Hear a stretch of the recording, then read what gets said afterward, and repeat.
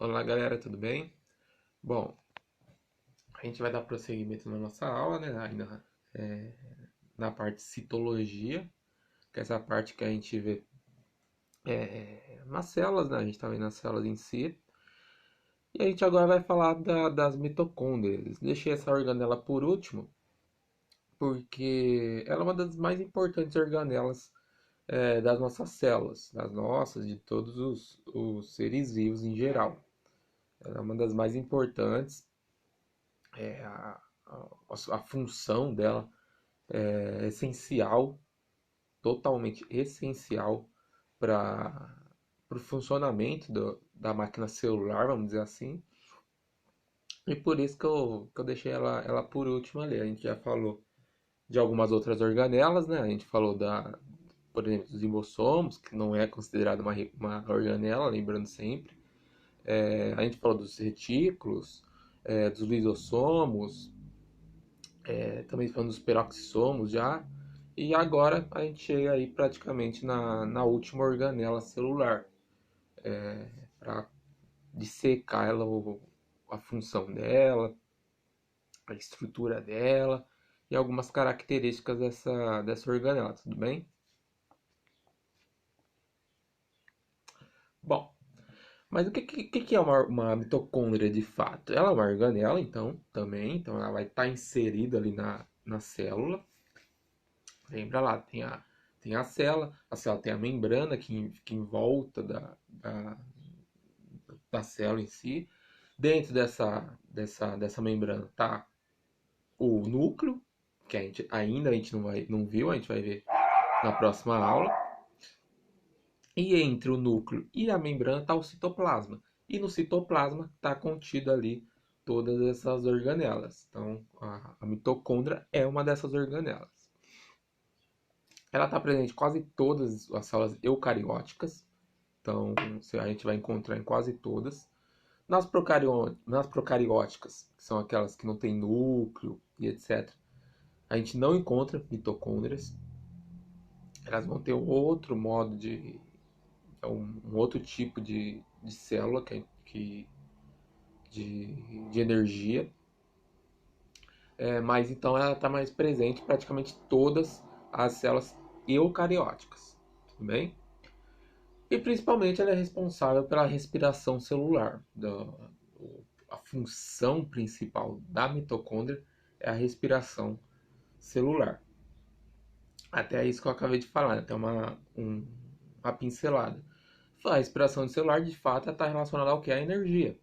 Então, se as células em si elas têm energia e, consequentemente, essa energia é transferida para todo o nosso corpo, nosso corpo, como a gente já viu, é composto de trilhões de células. Se a gente tem energia, a principal estrutura responsável por isso são as mitocôndrias. Tudo bem? É tanto assim que a quantidade de mitocôndrias num organismo está relacionada ao nível de metabolismo do organismo em si ou da região em si. Por exemplo, na gente, em lugares em que a gente tem um maior metabolismo, por exemplo, a célula dos músculos, a gente tem muito mais mitocôndrias. Por quê? Porque precisa de muito mais energia. Tudo bem? Agora, regiões onde a gente tem um baixo metabolismo, por exemplo, nas células ósseas, que já não é tão, não tem tanto um metabolismo tão alto, já tem uma baixa quantidade de mitocôndrias. Tudo bem? Então, mitocôndrias está relacionada à respiração celular, que está relacionada com a energia. Tudo bem?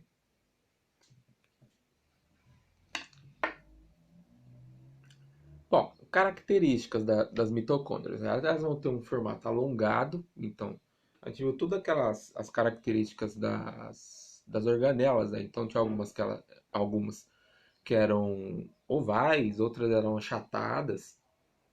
A mitocôndria, ela vai ser alongada. Vou até colocar aqui na imagem já, ó. Esse é um formato de uma mitocôndria. Então vocês veem que ela é bem alongada, a, a organela em si. Ela vai ter uma dupla membrana, então vou colocar aqui de novo.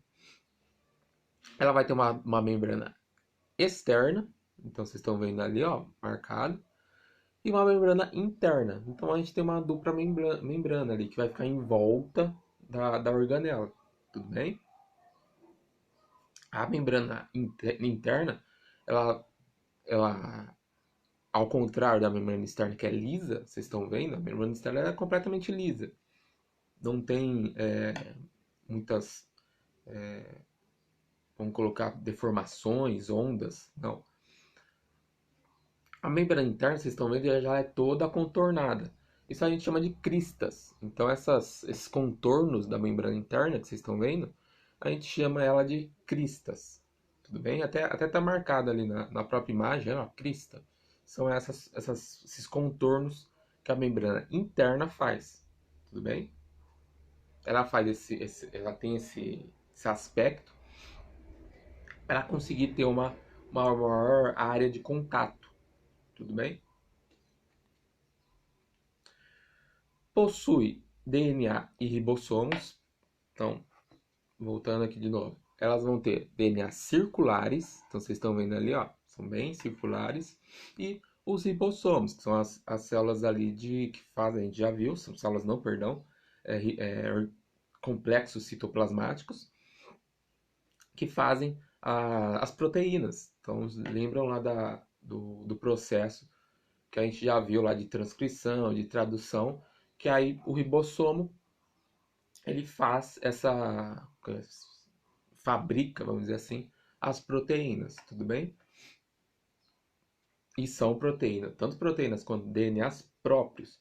A gente viu até todos essas organelas que a gente viu, os retículos, os lisossomos, o complexo de Golgi, eles não tinham DNA e nem ribossomos. Então, eles apenas tinham funções ali de digerir, etc. Mas eles não tinham DNA próprio, vamos dizer assim.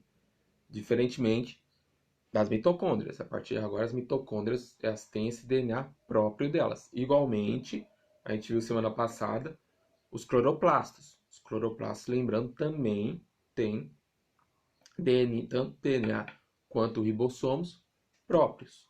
Ok? Elas são capazes de se autoduplicar. Elas têm uma grande autonomia, então elas vão se duplicar. Elas têm aqui uma pequena mitocôndria. Essa mitocôndria ela consegue se dividir em duas mitocôndrias. Então isso é uma autoduplicação, ela se duplica em duas. E ela faz isso com a sua própria máquina ali metabólica. Não tem necessidade da célula em si se duplicar. Não, ela se duplica sozinha. Isso também é uma grande particularidade da mitocôndria. Enquanto as outras organelas elas são todas ligadas à duplicação da célula como um todo. Então, por exemplo, o complexo de Golgi, ele não se duplica, ele não vai se duplicar. Ele só se duplica quando a célula em si se transforma em duas. Enquanto não ocorre isso, ela fica apenas em uma organela citoplasmática. A mitocôndria não. A mitocôndria ela consegue fazer essa duplicação própria, tudo bem? E muito isso passa pelo quê? Por ela ter DNA próprio e os ribossomos também, tudo bem? Bom, e como eu já tinha falado, né, no slide anterior, elas também são responsáveis pela respiração celular. A principal função da mitocôndria é a respiração celular. A gente vai ter uma aula, que eu vou explicar certinho a respiração celular. Envolve muito química, essa questão de entrada de oxigênio, açúcar, etc. Vai ter uma aula só disso. Então, fiquem tranquilos que nas próximas aulas eu vou falar sobre respiração celular, tudo bem? Agora essa aula é só para a gente entender o que é uma mitocôndria, ok? Bom, aqui a gente já viu, né? Então só repassando, né? Ela tem uma forma alongada, ela constitui duas membranas, uma externa totalmente lisa e uma interna toda ondulada, vamos dizer assim, que forma essas cristas. Entre essas duas membranas, esse espaço é o que a gente chama de espaço intermembranas, tudo bem? Você vai ter algumas enzimas ali. E aí, dentro da membrana interna, a gente vai ter os ribossomos, o DNA em si. É nesse lugar que vai ser feito a respiração celular. Então, a respiração celular é nesse lugar que a gente chama de matriz mitocondrial. Tá até escrito ali, ó, matriz, mas aí pode ser chamado de matriz mitocondrial. Então, é esse espaço dentro da membrana interna. E também vai estar contidos algumas enzimas também. Algumas enzimas vai estar contida nesse espaço da membrana interna. Tudo bem?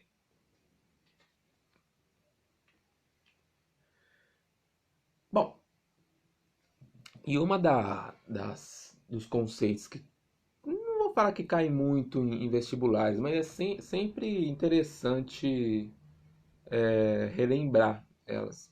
Na verdade, são dois conceitos muito ligados não, totalmente ligados às mitocôndrias, que são o quê? É a questão da herança mitocondrial e a questão da origem. Então, esses dois conceitos sempre tende a cair em vestibulares, etc. Tudo bem? Qual que é o conceito de teoria de herança mitocondrial? Da onde que a mitocôndria vem? A mitocôndria, ela vem basicamente não, totalmente, da nossa mãe. Então, não só da nossa mãe, mas sempre da fêmea, vamos colocar assim. Tudo bem?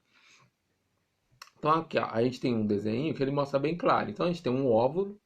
O óvulo é o gameta feminino.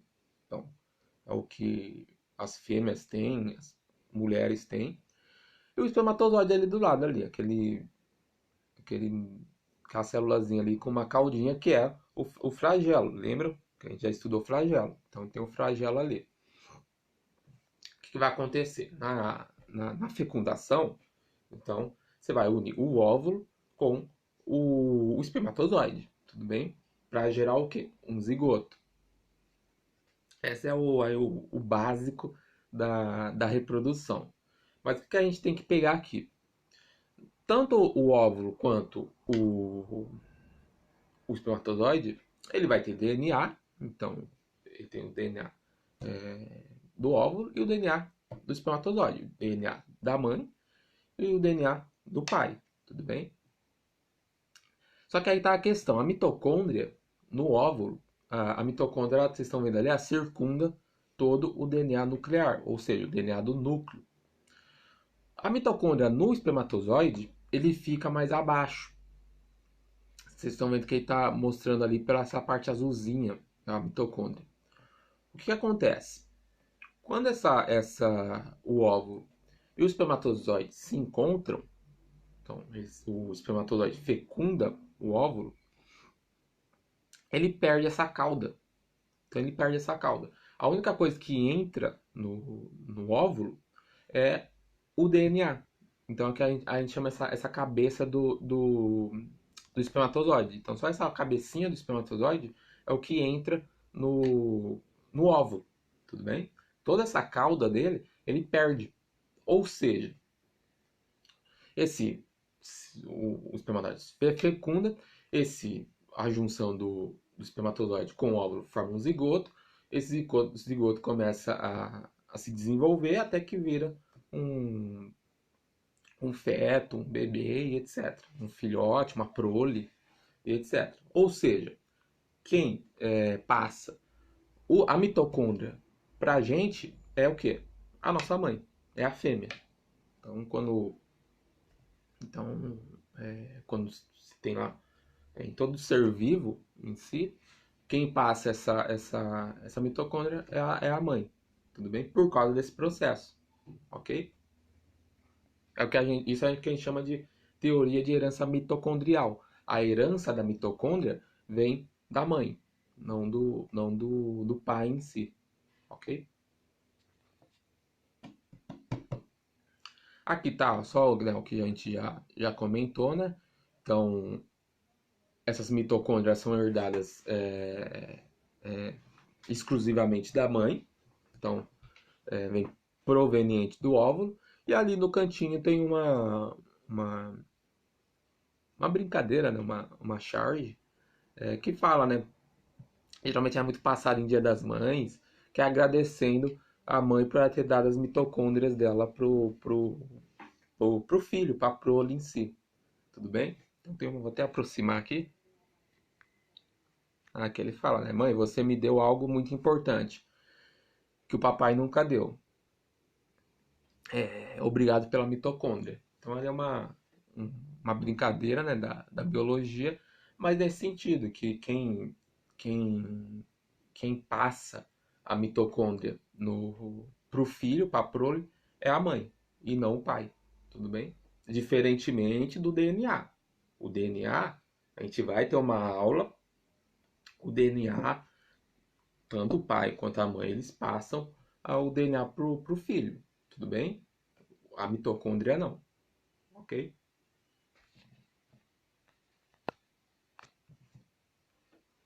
E aí a gente tem a teoria endossimbiótica, que é essa teoria, né? Que ela relaciona que muito antigamente, há bilhões de anos, bilhão de anos, bilhões de anos atrás, a mitocôndria seria um ser vivo. Então seria um ser vivo muito ancestral, que ela acabou sendo, a gente chama de englobada pela essa célula eucariótica. Então seria mais ou menos como? A gente tem, vou até aproximar aqui, ó. A gente teria esse procarionte ancestral, que seria uma mitocôndria, ainda não seria mitocôndria, né? Mas seria bem parecida com uma mitocôndria. E a gente teria uma célula, uma célula hospedeira ancestral, que está nessa primeira célula. O que aconteceu? Essa célula hospedeira ancestral, muito ancestral, ela teria englobado esse procarionte. Só que o que aconteceu? Não aconteceu o padrão. Qual que seria o padrão? Essa célula ser digerida. Lembra lá dos lisossomos? Quando ele engloba uma partícula, ele digere. Não aconteceu isso. O que aconteceu? Essa célula ancestral e esse procarionte começou a viver em harmonia, o que a gente chama de endossimbiótica, uma, é, uma, uma simbiose. Então, essa questão onde dois seres vivos vivem em conjunto, em harmonia, se chama simbiose. É basicamente um mutualismo, onde os dois organismos que vivem, eles não têm prejuízos.